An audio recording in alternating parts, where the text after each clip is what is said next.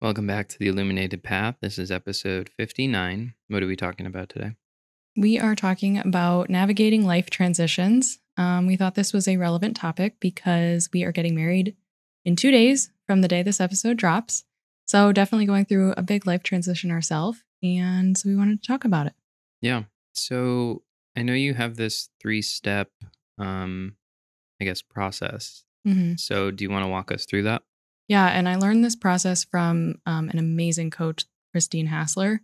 So, she's incredible. If you've never checked her out, I highly recommend. But it's kind of just like the way that you can process through these changes. And a very important thing to remember is that when you're going through any big life transitions, life changes, so many of us want these changes and these life transitions, and they're oftentimes positive. Of course, there's negative transitions too that happen, but it's important to first remember to really try to not resist the change because that's what can really keep you stuck. Mm, So step one is to grieve. And a lot of times you think of grieving as like a bad thing, a negative thing, a sad thing. And there is, of course, grief in yeah. sad things like And losing someone. yeah, I think a lot of people associate it with death. Right.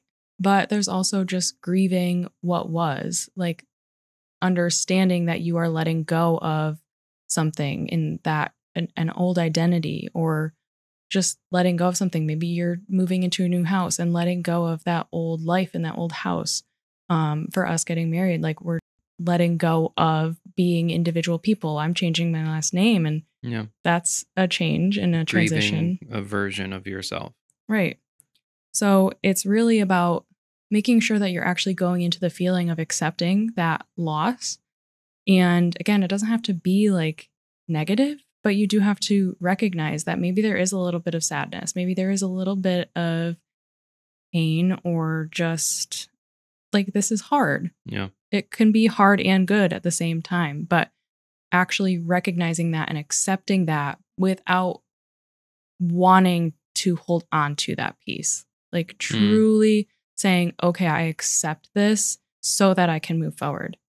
right. And I think that's an important piece of, flipping the perspective on grief because it's not necessarily this inherently bad thing, nor does it need to be associated with death, but truly having a transition in your life, it might be death, but it could also be a new career, a new house. You know, your story is sort of changing Right. and grief might be a part of that in some capacity to I think what you're saying is like accept it. And Right. that's kind of goes along with the grief. So step one is like grief and acceptance. Yeah. And it's like really being honest with yourself like, okay, this chapter is done. And there might be sadness because it's important to not like stuff it down and ignore it and be like, no, it's fine. Like, I'm not actually sad about it at all. Right. Because one that really comes to mind when thinking about like big life transitions is like becoming a parent.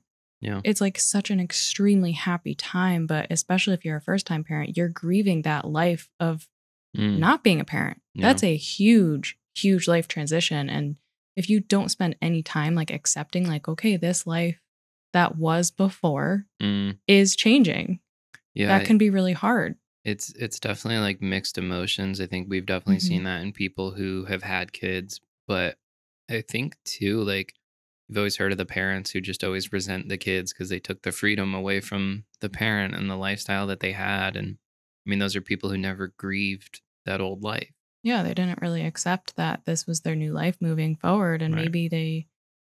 maybe they did shouldn't have made that decision. Yeah. But I mean, hey, um, So, what yeah. is step two? Step two is getting really clear on what the belief systems are that might be keeping you in the past, kind of keeping you stuck there. Like, what are the beliefs around that previous identity or that previous style of life or thing that you had going on? Like, what are those beliefs that might be kind of keeping you from really truly moving forward?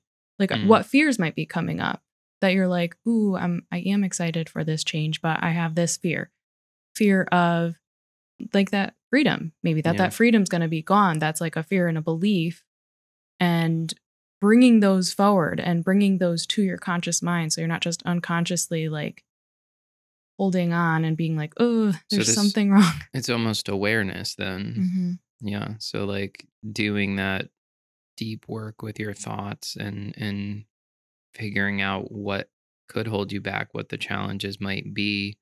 But I think too, like the beliefs that you'll need for this new version of you, like some of those beliefs may have to change. Yeah. And then also, you know, we really like certainty. Our brain likes certainty. Mm, Our subconscious mind likes the known and the certainty so that it can try to just run on autopilot. And in any major change in life transition, like there's going to be a lot of newness and that can feel scary. yeah. So that can really kind of hold you up and keep you from fully being able to like move forward into this new life transition or identity. Yeah. And it's also important to really have faith as you're moving forward and trust that things are happening the way they're meant to be, that you will learn, that you will continue to grow, that maybe it's not easy right off the bat, but Yeah. having faith and leading with that faith instead of and trust instead of like allowing fear to take over. It's okay if there's fear. Fear is a normal thing to experience, but don't let that be like the leader or the driver. Yeah. And then if you are, how do you feel believing like a new belief that you want to create for yourself? Because you just said like it is relevant to think about, okay, well, what are these new beliefs that I might be forming? And what do you need to believe? Like intentionally create those beliefs. What beliefs do you need to feel the way you want to feel Yeah. It in makes this? Yeah. me think a lot about trading because not that I had a bad relationship with money. I mean, I had done a lot of work, but I think there was definitely still some level of scarcity in me of like, it might be tough to get, whatever. And when I decided I was going to become a trader, I was like, I need to treat money as if it's very easy to get, easier than I think it is already. And I think it's just like, as you see that new identity and you're grieving the old one, um, you're identifying throughout that process the thoughts that might need to change and the thoughts that you might need to adopt and take on and believe. Mhm. Yeah. And then what is like one small step that you can take, one small habit you can start to incorporate, one small action that can help you to believe these beliefs that you want to believe? Yeah. So, what can you like, what action can you actually take, whether it is going and doing something or a meditation practice or journaling, like something that is going to start to reinforce that new belief that you're intentionally creating because you're deciding it. Yeah. And you're always in a constant state of change. So taking those actions and those steps towards that new version of you and towards those new beliefs is further validating and reinforcing that version of you. Yeah. And step three is to truly surrender to the new the new life, whatever that change is. Like surrender and trust and try not to control things. We really like to Mm, be in control because we really like to we want to know what is going to happen or what the outcome is going to be, and that's just not reality. You don't yeah. always know, what the exact path is going to be. So it's surrendering and trusting that that's all going to unfold for you if you just do the work that you need to do to like accept the change and move through it with that trust. Yeah. And I think that's, what is it? The journey of 1,000 miles begins with the first step. It's the same idea. I think a lot of times people do something and they want to have it all figured out, know exactly what's going to happen. And there's a very high percentage of people that, if they don't know all that, they will turn around and go back to what they were doing. Right. So it's really like, yeah, surrender, having faith in that journey and in that process, and um, believing in your direction. Yeah, and part of that is just tuning into your own body, like your awareness of how you're feeling and tending to yourself, tending to your needs as you're navigating this process. Yeah. And truly, truly like accepting the new identity that you're creating and that you are letting go of whatever the old identity was. Like surrender to this new identity. Like this is me now. And I Right. like accept this. Yeah. Um and just own the change. Like I just said, you really have to trust yourself and enjoy the journey. It is hard for people. We want to like be holding on and like be tense about things and be in control. But that's gonna make you feel more fear if you're doing it that way, and that can hold you back from truly accepting it. Yeah. I think, a lot of life is about finessing those moments of change and being comfortable in the uncomfortable and not knowing everything and having it all figured out. Yeah. And maybe try having a conversation with your future self. Like, what does that future look like ideally? Those are so great. Like there's so many like journaling exercises you can do, visualization.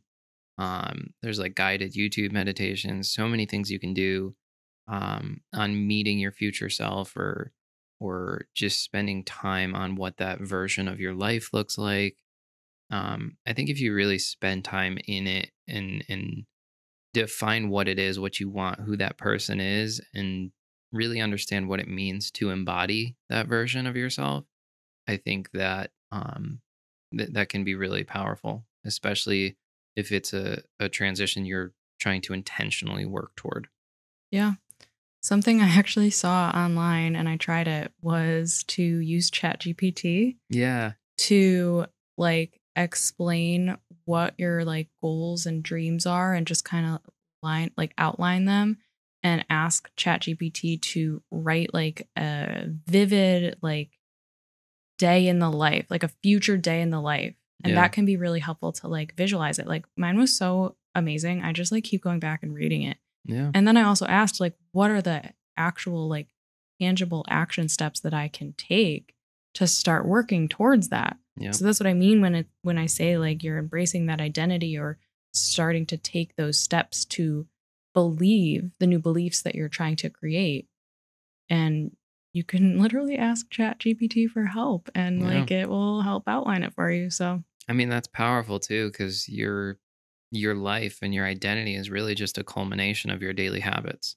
And yeah. having that like blueprint for here are a bunch of little things you can do that works toward that version of yourself. And it's so simple. You just go on Chat GPT, talk with the robot about what you want to do, and then say, how do I get there? Yeah. And give me daily habits, daily tasks, whatever it is. And you'll start to define that version of yourself. Right. Like what does like think of someone else that you know or someone that you maybe aspire that's in like been there. Yeah. What does someone like that do in Yeah. their daily life and what are the thoughts they have? There you go. Use AI to manifest. Do The it. future is wild. All right. So we have grief and acceptance as Mhm. step one. Step two, getting clear on your belief systems slash awareness. Step three, truly surrender. Yeah, Anything else to add? that's what I got for today. Let's go get married. All right, let's do it. Thank you guys for tuning in, and we'll see you next time. Thank you.